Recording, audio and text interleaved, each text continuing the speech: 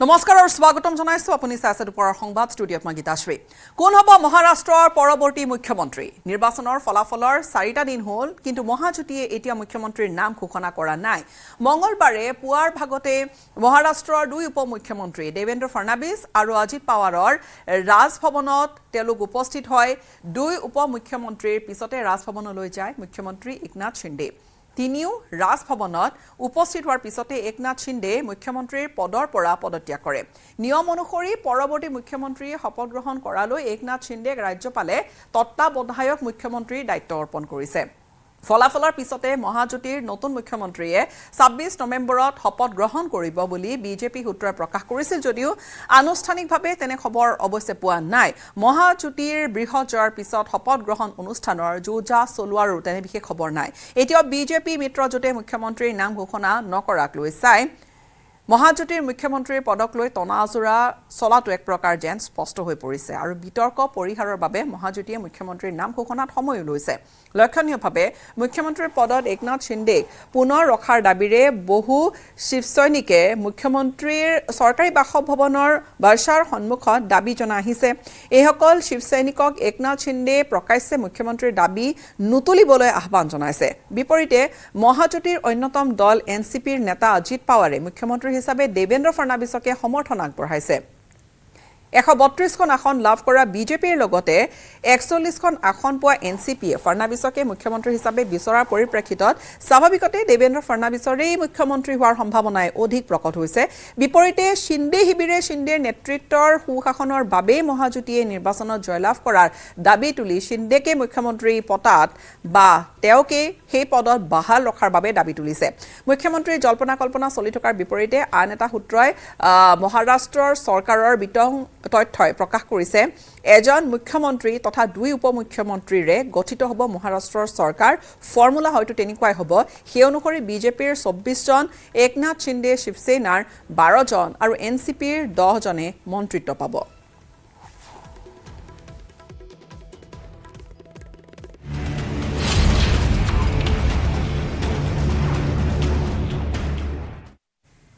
নাগালেণ্ডৰ অজ্ঞাত স্থানৰ পৰা ভিডিঅ' বাৰ্তা প্ৰেৰণ কৰিছে অপহৃত মুছলেক আলীয়ে ড্ৰাগছ ব্যৱসায়ৰ সৈতে জড়িত থকাৰ কথা স্বীকাৰ কৰিছে অপহৃত মুছলেক আলীয়ে ইপিনে ঘটনাৰ তদন্তৰ বাবে অসম নাগালেণ্ড সীমান্তৰ নামতোলাৰ ঘটনাস্থলীত উপস্থিত হৈছে অসম আৰক্ষীৰ শীৰ্ষ পৰ্যায়ৰ বিষয়া আইজিপি জিতমল দোলে আৰু ইতিমধ্যে গোটেই ঘটনাৰ তদন্ত যিহেতু আগবঢ়াই নিয়া হৈছে উল্লেখযোগ্য যে সোমবাৰে সন্ধিয়া সোণাৰীত গুলী ফুটাই গ্ৰেনেড নিক্ষেপ কৰি অজ্ঞাত দুৰ্বৃত্তই অপহৰণ কৰিছিল ব্যৱসায়ী মুছলেক আলীক মই ছানফ্লাৱাৰ বিকাৰ পৰা আপোনাখন মোকে ধৰিছে মই আসাম আৰু নাগা মানুহখনকে ছানফ্লাৱাৰ খিলাই দিয়া কিনে বেয়া কৰাৰ পৰা আমাকে ধৰা হৈছে মই কাল গলতি নাই দো না এয়া ভিডিঅ' বাৰ্তাটো দেখা গৈছে তাত তেওঁ কি মন্তব্য কৰিছে ইফালে সোমবাৰে সন্ধিয়া সোণাৰীত গুলী ফুটাই গ্ৰেনেড নিক্ষেপ কৰি অজ্ঞাত দুৰ্বৃত্তৰ অপহৰণ হৈছিল ব্যৱসায়ী মুছলেক আলীক অপহৰণ কৰিছিল সোণাৰীৰ নামতোলাৰ দোকানৰ পৰাই অপহৰণ কৰি অজ্ঞাত স্থানলৈ নিছিল মুছলেকক ঘটনাৰ সময়ত গ্ৰেনেডো নিক্ষেপ কৰিছিল দুৰ্বৃত্তৰ দলে নামতোলা দলঙৰ সমীপত সংঘটিত হৈছিল এই ঘটনা আৰু এই ঘটনাটোৰ পিছতে চাঞ্চল্য অব্যাহত আছে সোণাৰীৰ নামতোলাত স্থানীয় দল সংগঠনৰ আলোচনা সভা অতি শীঘ্ৰে অপহৃত মুছলেক আলী মুক্তিৰ দাবী তুলিছে অন্যথা পথ অৱৰোধ বা অৰ্থনৈতিক অৱৰোধৰ হুংকাৰো দিছে বিভিন্ন দল সংগঠনে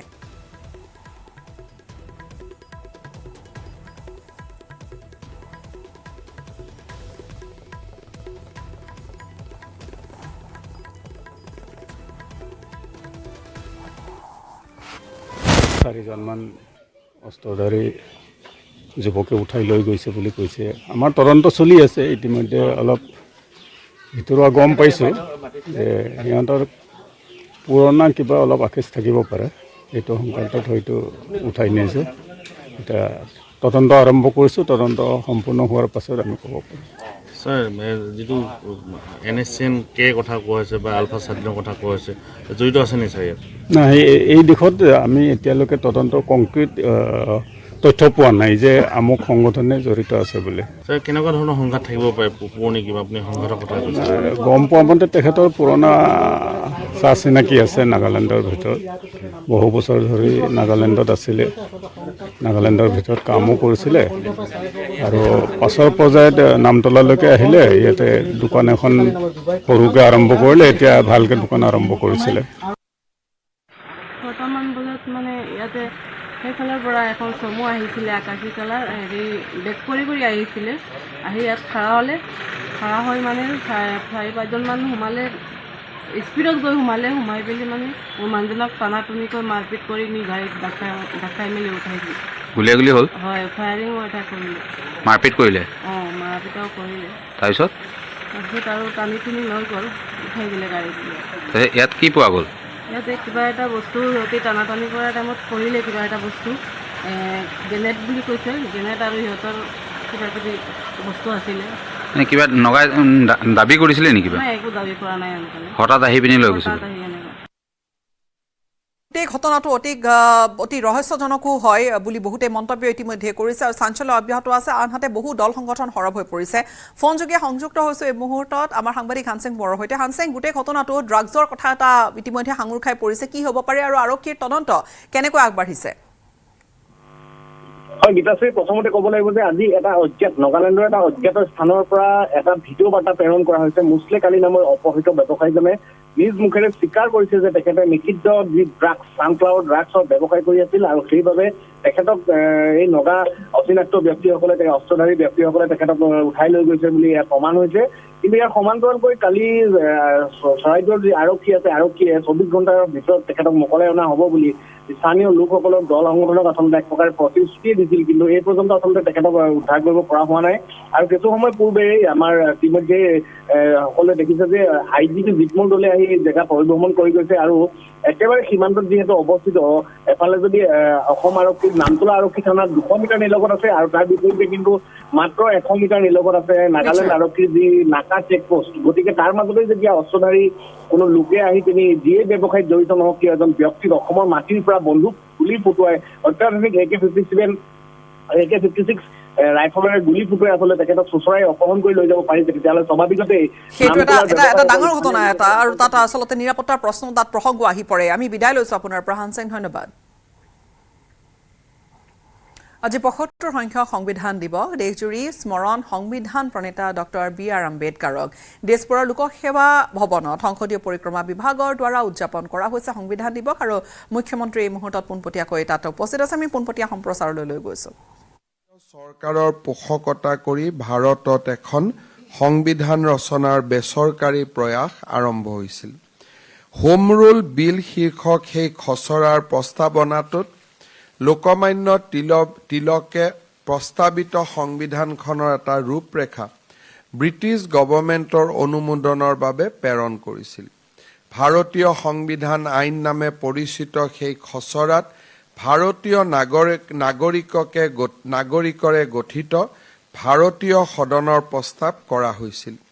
সেই সদনত প্ৰতিগৰাকী ভাৰতীয়ৰ মত প্ৰকাশৰ স্বাধীনতাক স্বীকাৰ কৰা হৈছিল। সকলোৰে বাবে আইনৰ সমানতাৰ পোষকতা কৰা হৈছিল। কেন্দ্ৰীয় সংসদৰ উপৰিও প্ৰাদেশিক বিধানমণ্ডল গঠনৰ প্ৰস্তাৱ সেই খচৰাত দাখিল কৰা হৈছিল। 1928 চনত ব্ৰিটেইনৰ কনজাৰভেটিভ পাৰ্টিৰ চৰকাৰে ভাৰতত সংবিধান সংস্কাৰ কাৰ্যসূচীৰ পৰ্যালোচনা কৰিবলৈ চাইমন কমিশ্যন গঠন কৰে। সেই সময়ত মতিলাল নেহৰুৰ অধ্যক্ষতাত ভাৰতীয় সংবিধান ৰচনাৰ এখন সমিতি গঠন কৰা হয়। ভাৰতীয় সংবিধান ৰচনাৰ এয়া আছিল প্ৰথম বৃহৎ পদক্ষেপ। সেই সমিতিৰ প্ৰতিবেদনত ভাৰতক এখন স্বাধীন ৰাষ্ট্ৰৰ মৰ্যাদা প্ৰদানৰ পোষকতা কৰি প্ৰস্তাৱিত সংবিধানখনৰ এটা ৰূপৰেখা দাখিল কৰা হয়। 1935 চনত ব্ৰিটিছ সংসদে 1919 চনৰ আইনখন বাতিল কৰি তাৰ ঠাইত ভাৰত চৰকাৰ আইন 1935 প্ৰণয়ন কৰে। এই নতুন আইনৰ অধীনত ভাৰতত প্ৰথমবাৰৰ বাবে ভাৰতীয়সকলৰ প্ৰতি দায়বদ্ধ এখন চৰকাৰৰ প্ৰস্তাৱ ৰখা হয়। আইনত যুক্তৰাষ্ট্ৰীয় চৰকাৰৰ ব্যৱস্থা সন্নিৱিষ্ট কৰা হয়। দেশীয় ৰাজ্যসমূহে একোখন চুক্তিৰ জৰিয়তে ভাৰত যুক্তৰাষ্ট্ৰত চামিল হোৱাৰ ব্যৱস্থা সম্বলিত এই আইনখনেই হৈছে মূলতঃ আধুনিক ভাৰতীয় শাসন ব্যৱস্থাৰ আধাৰস্বৰূপ। 1946 চনৰ কেবিনেট মিছন প্লেনৰ অধীনত গঠিত সংবিধান সভাত অসমেও গৌৰৱময় যোগদান আগবঢ়াইছিল। ব্ৰিটিছ ভাৰতত অসম প্ৰদেশৰ প্ৰধানমন্ত্ৰী ছৈয়দ মহম্মদ ছাদুল্লা আছিল ভাৰতৰ সাংবিধান সভাৰ সদস্য আৰু তেখেত ভাৰতৰ সংবিধান সভাৰ খচৰা সমিতিৰো সদস্য আছিল। আনহাতে লোকপ্ৰিয় গোপীনাথ বৰদলৈ সংবিধান সভাৰ 8খন উপসমিতিৰ এখন উত্তৰ পূব সীমান্তৰ জনজাতি প্ৰধান অঞ্চল আৰু অসমৰ বহিৰ্ভূত তথা আংশিকভাৱে বহিৰ্ভূত এলেকা উপসমিতিৰ অধ্যক্ষতা কৰিছিল। আধুনিক ভাৰতৰ ৰূপদান কৰাৰ ক্ষেত্ৰত দেশৰ সংবিধানৰ অপৰিসীম ভূমিকা আছে। আমাৰ ভূখণ্ডৰ ন্যায়ৰ মূল আধাৰস্বৰূপ সংবিধানখন প্ৰণয়নৰ প্ৰক্ৰিয়া পৰিচালিত হৈছিল ভাৰতৰ সংবিধান সদনৰ চেণ্ট্ৰেল হলত। 1946 চনত কেবিনেট মিছন প্লেনৰ অধীনত গঠন কৰা সংবিধান সভাই ভাৰতৰ সংবিধানক প্ৰস্তুত কৰিছিল। কেবিনেট মিছনে নিৰ্ধাৰণ কৰি দিয়া নীতি নিয়মৰ আধাৰত প্ৰাদেশিক বিধানসভাৰ সদস্যসকলে পৰোক্ষ নিৰ্বাচনৰ জৰিয়তে সংবিধান সভাৰ সদস্যসকলক বাছনি কৰিছিল। প্ৰথমতে সংবিধান সভাৰ 389 গৰাকী সদস্য আছিল যদিও দেশ বিভাজনৰ পিছত এই সংখ্যা 299 গৰাকীলৈ হ্ৰাস পায়। ব্ৰিটিছ শাসিত 12খন প্ৰদেশৰ ভিতৰত অসমেও এই সংবিধান সভাত প্ৰতিনিধিত্ব কৰিছিল। বিশ্বৰ মহিলাই ভোটাধিকাৰ লাভ কৰিলেও বিধায়নী প্ৰক্ৰিয়াত সক্ৰিয় অংশগ্ৰহণ কৰা নাছিল যদিও এই সময়তে সংবিধান সভাত 15 গৰাকী মহিলাই স্থান পাইছিল। সংবিধান সভাত স্থান কৰা ব্যক্তিসকলৰ মাজত আদৰ্শগত মতপাৰ্থক্য থাকিলেও ভাৰতৰ সংবিধান ৰচনাৰ কামত তেওঁলোকে একত্ৰিতভাৱে নিজৰ কাম সমাপন কৰিছিল। 1946 চনৰ 13 ডিচেম্বৰত অনুষ্ঠিত সংবিধান সভা তৃতীয়খন বৈঠকত সংবিধান সভাই ভাৰতৰ সংবিধান প্ৰণয়নৰ কাম আনুষ্ঠানিকভাৱে আৰম্ভ কৰিছিল। ভাৰতক স্বাধীন সাৰ্বভৌম প্ৰজাতন্ত্ৰ ৰূপে ঘোষণা কৰি ভাৰতবৰ্ষৰ কাৰ্য পৰিচালনাৰ বাবে এখন সংবিধান প্ৰণয়ন কৰাৰ লক্ষ্য সন্নিৱিষ্ট সেই দিনটোতে উদ্দেশ্য প্ৰস্তাৱটোত উপস্থাপন কৰা হৈছিল। ভাৰতৰ সংবিধানৰ প্ৰস্তাৱনা পৃষ্ঠাৰ লগতে সকলো পৃষ্ঠা সজাই তুলিছিল জবলপুৰৰ শিল্পী বহাৰ ৰাম মনোহৰ সিনহাই। সংবিধান সভাৰ প্ৰথম অধিৱেশনৰ পিছত সংবিধানৰ বিভিন্ন দিশ বিশ্লেষণ কৰি প্ৰতিবেদন দাখিল কৰিবলৈ কেইবাখনো কমিটি গঠন কৰা হৈছিল। খচৰা সমিতিয়ে প্ৰস্তুত কৰা সংবিধানৰ খচৰাক লৈ সংবিধান সভাত বিস্তৃত আলোচনা হৈছিল। সংবিধান সভাৰ সদস্যসকলে আগতীয়াকৈ দাখিল কৰা সংশোধনী প্ৰস্তাৱসমূহক লৈ অধিৱেশনত পুংখানুপুংখভাৱে আলোচনা কৰা হৈছিল।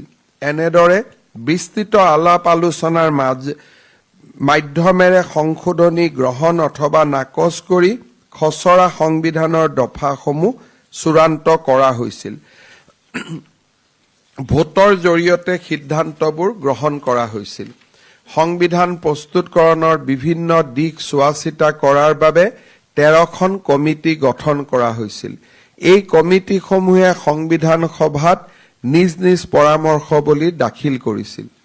খচৰা সমিতিত অন্তৰ্ভুক্ত হোৱা উল্লেখযোগ্য সদস্যসকলৰ মাজত আছিল অধ্যক্ষ হিচাপে ডক্টৰ বি আৰ আম্বেদকাৰ, সদস্য হিচাপে doctor KM Munshi, Mohammad Saadulla, Alladi Krishnaswami Ayyar, N Gopalaswami Ayyangar, DP Khaitan আৰু BL মিত্তাৰ।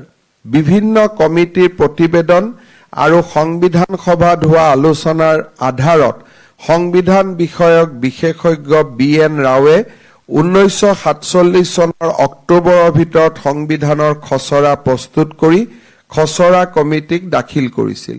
খচৰা কমিটিয়ে ডক্টৰ ৰাওৰ খচৰাটো পুংখানুপুংখভাৱে পুনৰীক্ষণ, পুনৰ পৰ্যালোচনা আৰু পৰিবৰ্ধন ঘটাইছিল। তেনে অবিৰত পৰিশ্ৰমৰ সুফল হিচাপে 1948 চনত ভাৰতৰ সংবিধানৰ খচৰাটোৱে নিৰ্দিষ্ট ৰূপ লাভ কৰে। চৰকাৰৰ গাঁথনি, কেন্দ্ৰ ৰাজ্য সম্পৰ্ক, নাগৰিকৰ অধিকাৰকে ধৰি সংবিধান নথিত থাকিবলগীয়া সকলো দিশ বিস্তাৰিতভাৱে খচৰাত সামৰি লোৱা হৈছিল। বহু আলোচনা আৰু যুক্তি তৰ্কৰ অন্তত 1949 চনৰ 26 নৱেম্বৰৰ দিনটোত সংবিধান সভাই খচৰা সংবিধানৰ চূড়ান্ত ৰূপটোক ভাৰতৰ সংবিধান হিচাপে গ্ৰহণ কৰে। চূড়ান্ত খচৰাত সন্নিৱিষ্ট 395টা অনুচ্ছেদ আৰু 8টা অনুসূচী। ভাৰতৰ সংবিধানটোৰ মূল প্ৰতিলিপিটো সুন্দৰ হাতৰ আখৰেৰে আৰু অংগসজ্জাৰে বুঢ়া ৰাম মনোহৰ সিনহা আৰু নন্দলাল বসুৰ দৰে শান্তি নিকেতনৰ ছাত্ৰ ছাত্ৰী আৰু অধ্যাপক অধ্যাপিকাসকলে তাক সজাই তুলিছিল। সংবিধান সভাৰ মুঠ 165 দিনজোৰা 11খনকৈ অধিৱেশনৰ মাজেৰে বাস্তৱ ৰূপ পাইছিল ভাৰতৰ সংবিধানে। সমগ্ৰ বিশ্বৰ পটভূমিত ভাৰতৰ সংবিধানখনেই অন্যতম সুবৃহৎ বিস্তৃত ৰূপত লিখিত সংবিধানৰ মৰ্যাদা আজিও অৰ্জন কৰি আছে। ইয়াৰ মৌলিক নীতি, চৰকাৰৰ গাঁথনি, নাগৰিকৰ অধিকাৰ আৰু তথা কৰ্তব্যৰ দৰে বিশেষসমূহে আমাৰ সংবিধানত স্থান লাভ কৰিছে। আমাৰ সংবিধান সভাৰ ডিবেটসমূহ বা ইয়াৰ যি বিতৰ্ক অনুষ্ঠিত হৈছিল, এই বিতৰ্কসমূহ লিখিত ৰূপত প্ৰকাশিত হৈছিল আৰু আজিও ভাৰতৰ উচ্চতম ন্যায়ালয় আৰু সংসদে সংবিধানৰ উদ্দেশ্য বা অনুচ্ছেদসমূহৰ উদ্দেশ্যৰ আদিৰ বিষয়ে ন্যায়িক বা বিধায়িনী বিচাৰ কৰিবলৈ যাওঁতে সংবিধান সভাত হোৱা আলোচনাক বিস্তৃতভাৱে উদ্ধৃতি দিয়া দেখা যায়। ইয়াৰ দ্বাৰা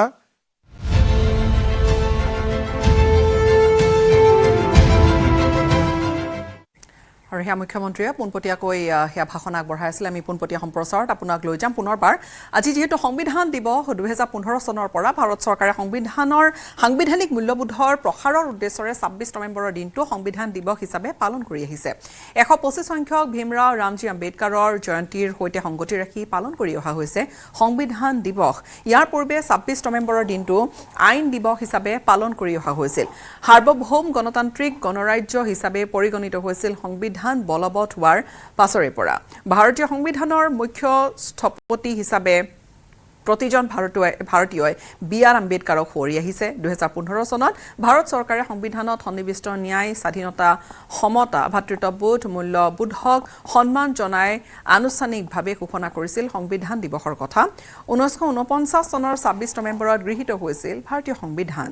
B.R. আম্বেদকাৰৰ নেতৃত্বত প্ৰণয়ন কৰা ভাৰতীয় সংবিধানৰ লক্ষ্য দেশৰ প্ৰতিজন নাগৰিকৰ ন্যায়, স্বাধীনতা, সমতা আৰু ভাতৃত্ববোধ নিশ্চিত কৰাটো। সংবিধান দিৱসে ভাৰতৰ পৰিৱৰ্তনশীল যাত্ৰাৰ চিন্তা চৰ্চা কৰে আৰু গণতান্ত্ৰিক আদৰ্শৰ প্ৰতি নিজৰ দায়বদ্ধতাক পুনৰ দৃঢ় কৰে। সংবিধান দিৱসে সক্ৰিয় নাগৰিক অংশগ্ৰহণ আৰু দায়বদ্ধতাক উৎসাহিত কৰি ভাৰতক এখন প্ৰগতিশীল, সৰ্বাংগীন আৰু সমতাপূৰ্ণ সমাজ গঢ়াৰ প্ৰতিশ্ৰুতিৰ কথা সোঁৱৰাই দি আহিছে। हमारा संविधान हमारी गाइडिंग लाइट है। ये सिर्फ अनेक धाराओं का संग्रह नहीं है। हमारा संविधान सहस्त्रों वर्ष की भारत की महान परंपरा, अखंड धारा, उस धारा की आधुनिक अभिव्यक्ति है। और जब हम इस संवैधानिक व्यवस्था से जनप्रतिनिधि के रूप में ग्राम पंचायत से लेकर के संसद तक जो भी दायित्व निभाते हैं, हमें संविधान के लेटर एंड स्पिरिट को समर्पित भाव से ही हमें अपने आप को हमेशा सज्ज रखना होगा। आज पूरे सामर्थ्य से अपनी सभी विविधताओं पर गर्व करते हुए यह देश आगे बढ़ रहा है और इन सब के पीछे हमारी सबसे बड़ी ताकत हमारा संविधान है। हमारे संविधान के प्रेम्बल की शुरुआत में जो वी द पीपल लिखा, ये सिर्फ 3 शब्द नहीं, वी द पीपल एक आह्वान है, एक प्रतिज्ञा है, एक विश्वास है। संविधान में लिखी ये भावना उस भारत की मूल भावना है जो दुनिया में लोकतंत्र की जननी रहा है।